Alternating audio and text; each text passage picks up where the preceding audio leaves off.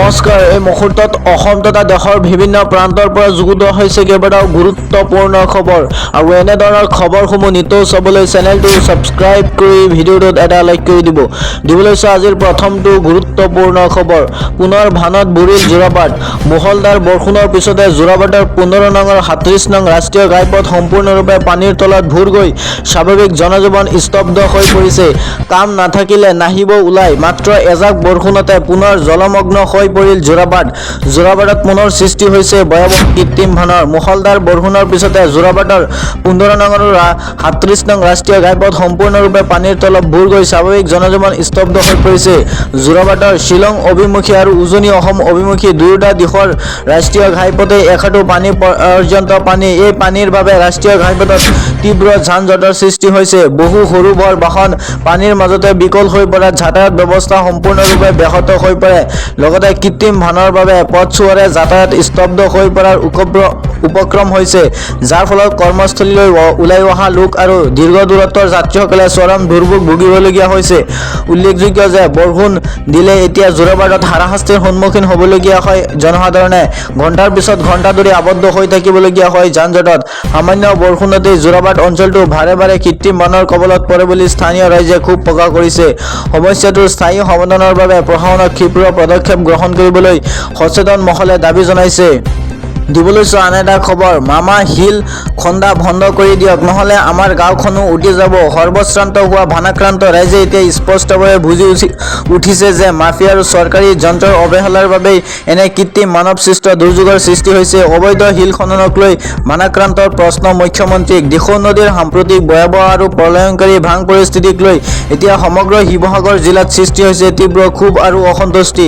স্থানীয় ৰাইজ আৰু বানাক্ৰান্তসকলৰ মতে এই কাৰোবাৰ ভুল বা প্ৰাকৃতিক দুৰ্যোগ নহয়, বৰঞ্চ নদীৰ বুকুত দীৰ্ঘদিন ধৰি চলি অহা অবৈধ আৰু অবৈজ্ঞানিক শিল বা বালি তথা কয়লা খননৰ পৰিণতিহে। সোমবাৰে দ্বিতীয়বাৰৰ বাবে শিৱসাগৰৰ বান পৰিস্থিতি পোনপটীয়া বুজ ল'বলৈ উপস্থিত হোৱা মুখ্যমন্ত্ৰী ডক্টৰ হিমন্ত বিশ্ব শৰ্মাক স্থানীয় বানাক্ৰান্তসকলে পোনপটীয়াকৈ এই অবৈধ খনন সন্দৰ্ভত প্ৰশ্ন উত্থাপন কৰে। দিখৌ নদীৰ পৰা অবৈজ্ঞানিকভাৱে বালি আৰু শিল নিষ্কাশন কৰাৰ ফলত নদীখনে নিজৰ প্ৰাকৃতিক গতিপথ সলনি কৰিবলৈ বাধ্য হৈছে। নদীৰ বুকুত দীৰ্ঘদিন চলি থকা অনিয়ন্ত্ৰিত আৰু অবৈধ খননৰ বাবে পানীৰ স্বাভাৱিক প্ৰৱাহ ব্যাহত হৈ পৰিছে আৰু পাৰ ভাঙি প্লাবিত হৈ পৰিছে জনবসতিপূৰ্ণ অঞ্চলসমূহ। সৰ্বশ্ৰান্ত হোৱা বানাক্ৰান্ত ৰাইজে এতিয়া স্পষ্টভাৱে বুজি উঠিছে যে মাফিয়া আৰু চৰকাৰী যন্ত্ৰৰ অৱহেলাৰ বাবেই এনে কৃত্ৰিম মানৱ দুৰ্যোগৰ সৃষ্টি হৈছে। আন এটা খবৰ। আজিৰে পৰা বানাক্ৰান্তৰ পৰিয়ালে লাভ কৰিব 15,000 কোটি টকা অন্তৰ্বৰ্তীকালীন সাহায্য প্ৰদান কৰিব মুখ্যমন্ত্ৰী ডক্টৰ হিমন্ত বিশ্ব শৰ্মাই। মুখ্যমন্ত্ৰী ডক্টৰ হিমন্ত বিশ্ব শৰ্মাই ঘোষণা কৰে যে 4 জিলাৰ বান পীড়িতলৈ প্ৰধানমন্ত্ৰী সূৰ্যঘৰ আঁচনিৰ সাহায্য প্ৰদান কৰা হ'ব। বান বিধ্বস্ত পৰিয়ালসমূহলৈ 2,10,000 টকাকৈ সাহায্য প্ৰদান কৰা হ'ব। প্ৰতিটো ক্ষতিগ্ৰস্ত পৰিয়ালে লাভ কৰিব 15,000 কোটি টকা। 12 কোটি টকাৰ সাহায্য পৰিকল্পনাই প্ৰথম পৰ্যায়ত সাঙুৰি ল'ব প্ৰায় 75,000 পৰিয়ালক। হিতাধিকাৰীসকলে ডাইৰেক্ট বেনিফিট ট্ৰান্সফাৰ অথবা DBT বা নিজ নিজ বেংক একাউণ্টৰ যোগেৰে পোনে পোনে এই ধন লাভ কৰিব। লগতে প্ৰথম পৰ্যায়ত এই 15,000 টকাৰ উপৰিও পৰৱৰ্তী সময়ত জৰীপ আৰু মূল্যায়নৰ ভিত্তিত আৰু 10,000 টকাকৈ অতিৰিক্ত সাহায্য আগবঢ়োৱা হ'ব। শিৱসাগৰ, চৰাইদেউ, যোৰহাট আৰু গোলাঘাটৰ বানাক্ৰান্তই লাভ কৰিব এই ধন। উল্লেখযোগ্য যে মুখ্যমন্ত্ৰী ঘোষণা কৰে যে 4 জিলাৰ বান পীড়িতলৈ প্ৰধানমন্ত্ৰীৰ সূৰ্যঘৰ আঁচনি সাহায্য প্ৰদান কৰা হ'ব। বান বিধ্বস্ত বিদ্যালয়সমূহলৈ 2,10,000 টকাকৈ সাহায্য মঙলবাৰৰ পৰা বিদ্যালয়ৰ একাউণ্টত প্ৰদান কৰা হ'ব। এই সাহায্যৰ ধন ইপিনে বান বিধ্বস্ত নামঘৰসমূহলৈ 1.5 লাখ টকাৰ সাহায্য ঘোষণা কৰে। লগতে 7 আগষ্টৰ পূৰ্বে নামঘৰসমূহত প্ৰদান কৰা হ'ব সাহায্য। শিৱসাগৰ, চৰাইদেউৰ বিদ্যুতৰ বিল ৰেহাই। আনহাতে বানপানীৰ পিছত ঘৰ-দুৱাৰ পৰিষ্কাৰ কৰা, যাৱতীয় গৃহস্থালীয় সামগ্ৰী ক্ৰয় কৰা আৰু তাৎক্ষণিক প্ৰয়োজনসমূহ পূৰণ কৰাত এই বিত্তীয় সাহায্যই দুৰ্দশাগ্ৰস্ত পৰিয়ালসমূহক বিশেষভাৱে সহায় কৰিব। ইপিনে 4 জিলাত 9 পৰা 10 আগষ্টত স্থায়ী ক্ষতিৰ সমীক্ষা হ'ব। আগষ্ট বা ছেপ্টেম্বৰৰ প্ৰথম সপ্তাহত ক্ষতিপূৰণ প্ৰদান কৰা হ'ব। 10 দিনৰ ভিতৰত বান ক্ষয় ক্ষতিৰ সমীক্ষা শেষ হ'ব। স্থায়ী ক্ষতিৰ তথ্যৰ ভিত্তিত কেন্দ্ৰই দিব সাহায্য। আন এটা খবৰ। শিক্ষামন্ত্ৰী নে নদী বান্ধৰ ব্ৰেণ্ড এম্বেচাডৰ। যি সময়ত বানত আক্ৰান্ত শিৱসাগৰ, যোৰহাট, চৰাইদেউ, গোলাঘাটকে ধৰি লাখ লাখ ছাত্ৰ ছাত্ৰীৰ শৈক্ষিক জীৱনক লৈ ৰাজ্যৰ শিক্ষামন্ত্ৰী ডক্টৰ অনুজ পেগু সক্ৰিয় হ'ব লাগিছিল। সেই সময়ত নদী বান্ধৰ ব্ৰেণ্ড এম্বেচাৰৰ ৰূপত আত্মপ্ৰকাশ কৰিছে মন্ত্ৰীগৰাকীয়ে। নদী বান্ধ আৰু নদীৰ উৎপত্তি স্থলত প্ৰাকৃতিক সম্পদৰ দংশলীলা চলোৱাৰ বাবে শান্ত দিখৈ নদীয়ে বসন্ত ৰূপ ধাৰণ কৰি উজনি অসমৰ শিৱসাগৰ, যোৰহাট, চৰাইদেউ আদি অঞ্চলত প্ৰলয়ংকাৰী বান্ধ সৃষ্টি হোৱা বুলি চৰ্চা হৈ থকা মাজতে ৩ আগষ্ট ২০২৬ সোমবাৰে মন্ত্ৰীগৰাকী উপস্থিত হৈছিলগৈ গেৰুকামুখত অৱস্থিত নামনি সোৱণশিৰি জলবিদ্যুৎ প্ৰকল্পস্থলীত। এই নদী বান্ধটো জলবোমা সদৃশ হৈ অনাগত দিনত ধেমাজি, লখিমপুৰ, মাজুলীৰ বাবে অভিশাপ হৈ পৰিব বুলি বিশেষজ্ঞসকলে কৰি থোৱা সতৰ্কতাবাণীক প্ৰত্যাখ্যান জনাই ৰনোজ পেগুৱে NHPCৰ বিষয়াবোৰৰ সৈতে নদী বান্ধটোৰ পৰিদৰ্শন কৰাৰ অন্তত ইয়াৰ পৰা কোনো বিপদৰ সম্ভাৱনা নাই বুলি ৰাজ্যবাসীক আশ্বস্ত কৰি খুজিলে। শিক্ষামন্ত্ৰী নহয় যেন NHPCৰ ব্ৰেণ্ড এম্বেচাৰহে এইগৰাকী কেবিনেট মন্ত্ৰী। নিজৰ সামাজিক মাধ্যমত বান্ধটোৰ সপক্ষে যুক্তি দি এসময়ত নদীবান্ধ বিৰোধী আন্দোলনত ঝপিয়াই পৰা আৰু জাতি জনগোষ্ঠীৰ অধিকাৰৰ হকে মাত মতা পেগুৱে এই সন্দৰ্ভত লিখিলে এইদৰে। আজি মই গেৰুকামুখত অৱস্থিত NHPCৰ নামনি সোৱণশিৰি জলবিদ্যুৎ প্ৰকল্প পৰিদৰ্শন বান্ধটোৰ লগতে ইয়াৰ নিয়ন্ত্ৰণ কক্ষ, য'ত আগতীয়াকৈ সতৰ্কতাবাণী প্ৰণালীও অন্তৰ্ভুক্ত আৰু জলাশয়টোৰ নিৰীক্ষভাৱে পৰিচালনা তথা সুৰক্ষা ব্যৱস্থাৰ বুজ লওঁ। বান্ধটোৰ নদীৰ তলিৰ পৰা 116 মিটাৰ ওখ। বৰ্তমান জলাশয়টোত 92 মিটাৰ পৰ্যন্ত পানী জমা হৈ আছে। আনহাতে বান্ধ নিয়ন্ত্ৰণৰ বাবে অতি কমেও 15 মিটাৰৰ ফ্লাড কুশ্যন পানী ধৰি ৰখাৰ খালী ঠাই ৰখা হৈছে। বৰ্তমান নামনিৰ ফালে প্ৰতি ছেকেণ্ডত প্ৰায় 3800 কিউবিক পানী এৰি থকা হৈছে। শেহতীয়া প্ৰবল বৃষ্টিপাতৰ সময়ত যোৱা 13 জুলাইত সৰ্বাধিক প্ৰায় প্ৰতি ছেকেণ্ডত 13,800 কিউবেক পানী সোমাইছিল। এই পানীৰ প্ৰৱাহ সঠিকভাৱে নিয়ন্ত্ৰণ কৰা হৈছিল। প্ৰায় প্ৰতি ছেকেণ্ডত 12,500 কিউবেক পানী নিয়ন্ত্ৰিত ৰূপত এৰি দিয়াৰ বিপৰীতে বাকী পানীখিনি জলাশয়ত ধৰি ৰাখি বানৰ মাত্ৰা হ্ৰাস কৰা হৈছিল। জলাশয়ৰ পানীৰ স্তৰ নিয়ন্ত্ৰণ কৰি থকা হৈছে আৰু ৰাষ্ট্ৰীয় বান্ধ সুৰক্ষা প্ৰাধিকৰণ NDSৰ নীতি নিয়ম অনুসৰি বান্ধটো পৰিচালনা কৰা হৈছে। প্ৰকল্পটো ব্যক্তিগতভাৱে পৰিদৰ্শন কৰাৰ লগতে অভিযন্তাসকলৰ সৈতে বাৰ্তালাপ কৰাৰ পাছতে এই প্ৰতিয়ন গৈছে। নামনি সোৱণশিৰি বান্ধটো সম্পূৰ্ণ সুৰক্ষিত আৰু পানী এৰি দিয়াৰ গোটেই প্ৰক্ৰিয়াটো অতি সতৰ্কতাৰে নিৰীক্ষণ কৰি সম্পূৰ্ণ নিয়ন্ত্ৰণত ৰখা হৈছে। মই ধেমাজি, লখিমপুৰ আৰু মাজুলী ৰাইজক আশ্বস্ত কৰিব বিচাৰো যে কোনো ধৰণৰ অকাৰণ ভয় বা চিন্তাৰ কাৰণ নাই। প্ৰবল বৃষ্টিপাত বা হঠাতে নদীৰ পানী বৃদ্ধি পালে অতিৰিক্ত পানীখিনি সাময়িকভাৱে জমা ৰাখি আৰু পিছত নিয়ন্ত্ৰিতভাৱে এৰি দি বান্ধ হ্ৰাস কৰাৰ ক্ষমতা এই বান্ধটোৱে আছে। নামনি অঞ্চলৰ পৰা ৰাইজৰ সুৰক্ষাই আমাৰ সৰ্বোচ্চ প্ৰাথমিকতা আৰু সকলো সংশ্লিষ্ট সংস্থাই অতি দায়িত্বশীলতা আৰু যত্নৰে বান্ধটো পৰিচালনা কৰিবলৈ সমন্বয়েৰে কাম কৰি আছে। শিক্ষামন্ত্ৰী হিচাপে এই সময়ত ৰনোজ পেগুৰ দায়িত্ব আছিল বানত ক্ষতিগ্ৰস্ত জিলাকেইখনৰ শিক্ষানুষ্ঠানসমূহত কেনেদৰে পুনৰ পাঠদান আৰম্ভ কৰিব পাৰি সেই সন্দৰ্ভত ব্যৱস্থা গ্ৰহণ কৰা। সেইবোৰ দূৰৰে কথা, মন্ত্ৰীগৰাকীয়ে এতিয়ালৈকে বিদ্যালয়সমূহ কি অৱস্থাত আছে, কেনেদৰে ইয়াত পাঠদান আৰম্ভ কৰিব পাৰি তাৰ খবৰ ল'বলৈ শিৱসাগৰ, চৰাইদেউ বা যোৰহাটলৈ এবাৰো যোৱা নাই। মুখ্যমন্ত্ৰীয়ে কেবিনেটৰ সেই সিদ্ধান্ত মৰ্মে বানত বুৰ যোৱা জিলাকেইখনৰ বিদ্যালয়সমূহ বা শিক্ষানুষ্ঠানসমূহ চাফা কৰিবলৈ 3 লাখ টকাকৈ এককালীন সাহায্যৰ কথাও ঘোষণা কৰিছে। লগতে বানত পাঠ্যপুথি উটি যোৱা ছাত্ৰ-ছাত্ৰীৰ বাবে নতুন পাঠ্যপুথি ইউনিফৰ্ম দিয়াৰ কথাও ঘোষণা কৰিলেও এই জিলাকেইখনৰ 550খনৰো অধিক শিক্ষানুষ্ঠান বানত সম্পূৰ্ণৰূপে ক্ষতিগ্ৰস্ত হৈছে। কিছু শিক্ষানুষ্ঠানত পানী শুকালেও তাত ভোকাৰে ভৰি পৰাত সেই অনুষ্ঠানসমূহ পাঠদানৰ বাবে উপযুক্ত হৈ থকা নাই। 15 আগষ্ট 2026ৰ পাছৰে পৰা বিদ্যালয়সমূহ খোলা হ'ব বুলি ঘোষণা কৰিলেও সেয়া এক ঘোষণাতেই ৰৈ যাব বুলি সেই প্ৰতিচ্ছবিয়ে এটা ফুটি উঠিছে। দিবলৈ চোৱা আন এটা খবৰ, গহপুৰ সমজিলাৰ হোলেংগী নৈৰ ভয়ংকৰ ৰূপ, খহাই নিলে দলং। গহপুৰ সমজিলাৰ হোলেংগী নৈৰ ভয়ংকৰ ৰূপ, কেইবাখনো গাঁৱৰ ৰাইজৰ একমাত্ৰ যাতায়াতৰ সম্বল সোণাপুৰ নলবাৰী সংযোগী পকী দলঙৰ এটা বৃহৎ অংশ খহাই লৈ যায় নিশা।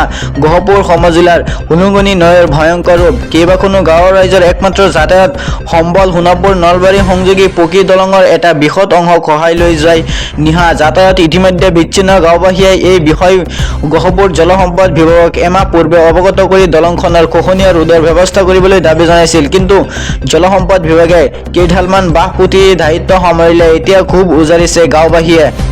দিবলৈ চোৱা আন এটা খবৰ, শিৱসাগৰ বানপীড়িতৰ কাষত ভাৰত বিকাশ পৰিষদ। বানপীড়িতসকলৰ মাজত চাউল, দাইল আৰু অন্যান্য শুকান খাদ্য, বাচন বৰ্তন, কাপোৰ কানি, আঁঠুৱা, বিছনা চাদৰৰ লগতে ফেনাইল, ব্লিচিং পাউডাৰ আৰু মহিলাসকলৰ বাবে বিশেষ নিত্য প্ৰয়োজনীয় সামগ্ৰী বিতৰণ কৰে। সাহায্য সামগ্ৰী বিতৰণ কৰে শিৱসাগৰৰ বানপীড়িতসকলৰ বাবে।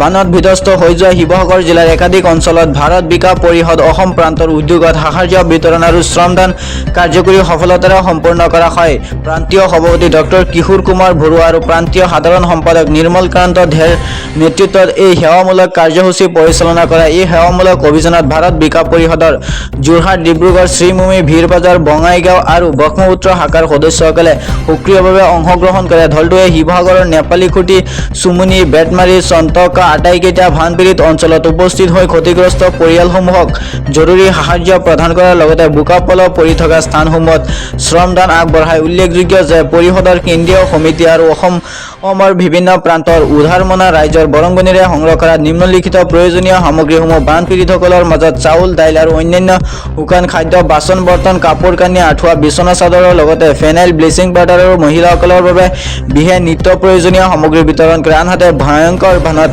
ফলত অঞ্চলটোৰ বহু পৰিয়ালে গৃহ খাদ্য সামগ্ৰী, কাপোৰ কানি, বাচন বৰ্তন আৰু পশুধন হেৰুৱাই সৰ্বশ্ৰান্ত হৈ পৰিছে। এতিয়া বহু পৰিয়ালে বোকা পলহেৰে আৱৰি থকা ভগ্ন গৃহ তথা আশ্ৰয় শিবিৰত অনিশ্চয়তাৰ মাজেৰে দিন কটাইছে।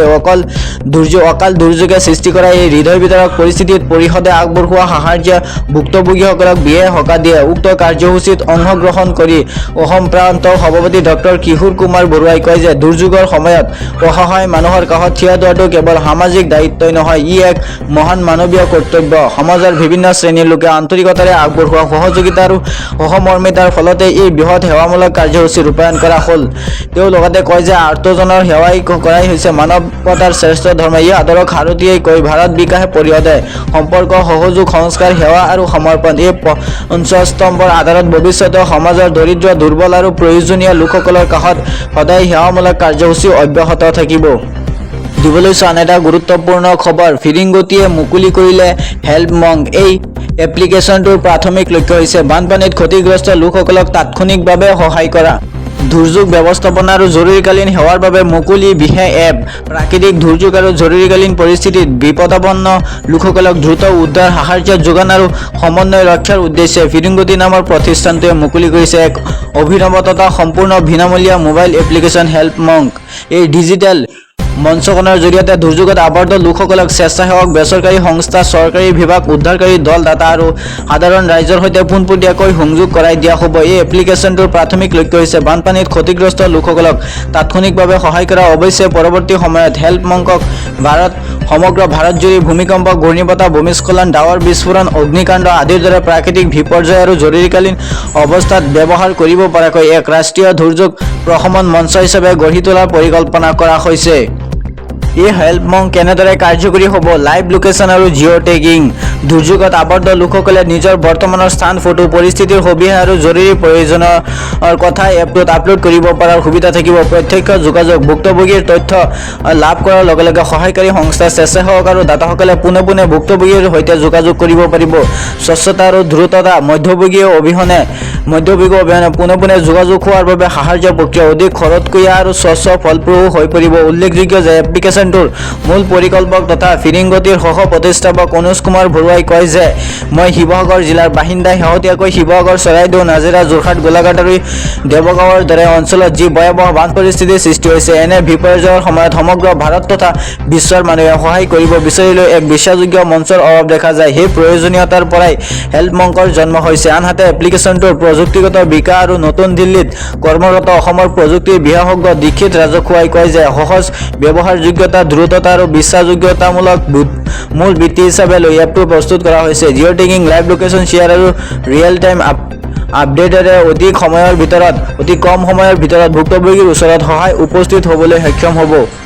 দিবলৈ আন এটা খবৰ, দুখন বাহনৰ মাজত মুখামুখি সংঘৰ্ষ, আহত 5 গৰাকী ছাত্ৰ-ছাত্ৰী। দুৰ্ঘটনাটো সংঘটিত কৰি চালকগৰাকীয়ে বাইকখন পথতে এৰি ঘটনাস্থলীৰ পৰা পলায়ন কৰে। চামগুৰিৰ ভাজিয়া গাঁৱত এক শোকাবহ পথ দুৰ্ঘটনা সংঘটিত হয়। এখন তীব্ৰবেগী বাইক আৰু ই-ৰিক্সাৰ মাজত মুখামুখি সংঘৰ্ষ হোৱাৰ ফলত বিদ্যালয়লৈ গৈ থকা 5 গৰাকী ছাত্ৰ-ছাত্ৰী গুৰুতৰভাৱে আহত হয়।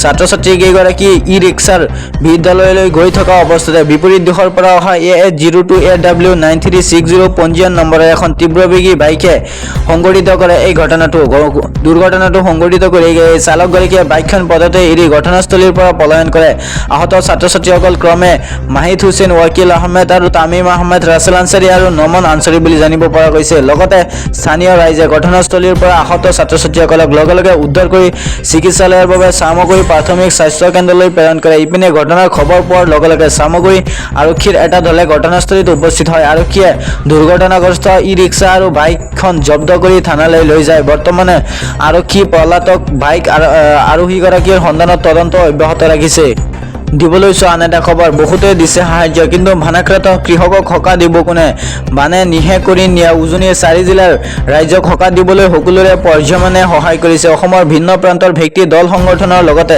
ৰাষ্ট্ৰীয় আন্তঃৰাষ্ট্ৰীয় বহু পৰ্যায়ৰ লোকে সহায় আগবঢ়াই আহিছে পৰ্যায়মানে সাহায্য লাভ কৰিছে এতিয়া বানাক্ৰান্ত ৰাইজে বানপীড়িত অঞ্চলত এতিয়া খাদ্য সামগ্ৰীৰ অভাৱ নাই বুলি ক'লেও হয়তো ভুল কোৱা নহ'ব পানী যিমানেই কমিছে সিমানেই এতিয়া ভৱিষ্যতৰ দিনবোৰক লৈ শংকা বাঢ়িছে ৰাইজৰ বিশেষকৈ কৃষিজীৱী লোকসকল হৈ পৰিছে সন্দিহান কেৱল কৰিব লাগিব কাৰণে বিজ্ঞানসন্মত দিশবোৰক আওকাণ কৰি কোনো খেতিতে এতিয়া লাভ নহ'ব কৃষকৰ তাৰ পৰিৱৰ্তে কৰিব লাগিব বিকল্প চিন্তা কি চিন্তা এনেদৰে সাহায্যৰ মাজতে সকাহ দিব পাৰি এই কৃষকসকলক সবিহে সামৰি প্ৰতিবেদন বানে নিহে কৰি নিয়া উজনিৰ 4 জিলাৰ ৰাজ্যক সকাহ দিবলৈ সকলোৱে পৰ্যায়মানে সহায় আগবঢ়াইছে অসমৰ বিভিন্ন প্ৰান্তৰ ব্যক্তি দল সংগঠনৰ লগতে ৰাষ্ট্ৰীয় আন্তঃৰাষ্ট্ৰীয় পৰ্যায়ৰ বহু স্বেচ্ছাসেৱী সংস্থা থিয় হৈছে বানাক্ৰান্তৰ কাষত অন্যান্য ব্যৱসায়িক দিশৰ পৰাও উপৰিও কৃষি অৰ্থনীতিৰ ক্ষেত্ৰত অতিকৈ চহকী আছিল এই অঞ্চলটো কেইবাখনো নদী বৈ উজনিৰ এই অঞ্চলটো ধান খেতিৰ লগতে আছিল প্ৰচুৰ পৰিমাণে চাহৰ বাগান